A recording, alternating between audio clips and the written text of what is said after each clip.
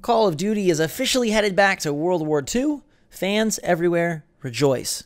What's up, everybody? It's Ghost Road. Today we got official confirmation of what we've kind of known for quite a while now, and that is that this year's Call of Duty is, yes, boots on the ground, headed back to World War II. In fact, it's just straight up called Call of Duty World War II. Sledgehammer Games is on tap again after being out of rotation for a few years. Last time they did Advanced Warfare. This time they're taking things back to the glory days, or at least what people say are the glory days of Call of Duty. And now the info here is that Activision announced a live stream for next Wednesday, April 26th, 10 a.m. Pacific, 1 p.m. Eastern, where they'll be fully revealing the game. But they did promise it is back to Call of Duty's roots, and we got a title, we got box art. On that box art, we get confirmation that there's a PlayStation DLC first deal again, and we got three kind of low-res screens. Now, these are from the Call of Duty login page that updated today, and you'll see that there are three shots from the upcoming Call of Duty World War II. Don't really reveal a whole lot of anything, except that, yes, this is in fact tried and true World War II,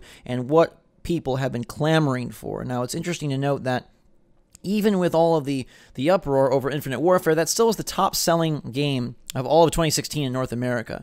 So Call of Duty is still a powerhouse franchise, and that actually gives me hope, because this isn't necessarily a move of desperation, but more a move of passion. And I hope that they're able to find and drum up the same sort of awesome fervor that Battlefield 1 did last year, now with World War II and Call of Duty here in 2017.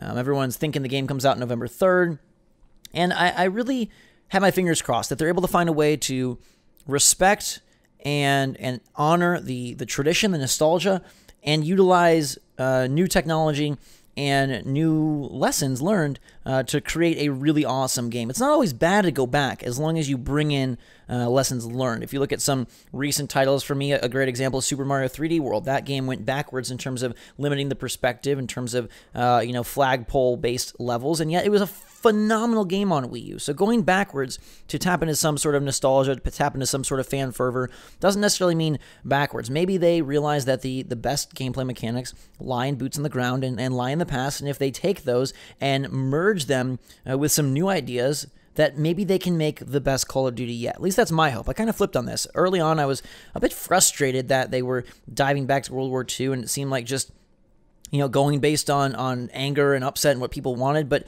clearly this has been in development for a while. I have some faith in Sledgehammer Games because their Advanced Warfare campaign is probably my favorite in recent memory. They obviously had to do the whole futuristic style and the futuristic multiplayer, but now given the ability to do a World War II game, maybe they can put together a pretty awesome package, and that's what I'm most curious about. Are you guys still hyped about it? Now that it's official, are you still thinking this is a phenomenal, genius idea? Is this where you want Call of Duty to be in 2017? Or now that it's happened, do you wish we would have continued on sort of the future trend? I think also something to remember is that last year, in the same way that Battlefield and Titanfall 2 were EA's looks to the future and looks to the past, this year Activision goes way far forward with Destiny 2, and then back to World War II with Call of Duty. So it kind of covers the entire spectrum of war, of military shooters, of FPS there, and I think that's business smart, and it also is fan smart, because people have been asking for this for quite a while. Now they're getting it, and now I want to discuss with you guys what you think. Is this everything you've hoped for? Obviously, we still have to wait till next week to see what the game is like, but most likely, I think it's going to impress. I think it's going to be a good time, and if Battlefield 1 is any indication, perhaps this will be a nice quality move for Call of Duty and Activision, and fingers crossed, because like I said, I like that Sledgehammer single player in Advanced Warfare.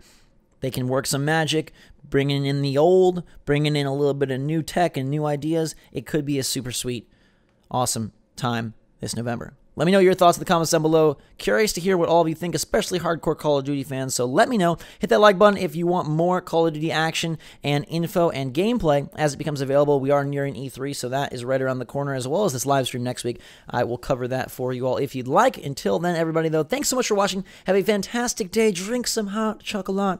Call of Duty returns to World War II. Most of y'all should be super happy, and that's a great way to start our weekend. So until then, thanks again. We will see you all later.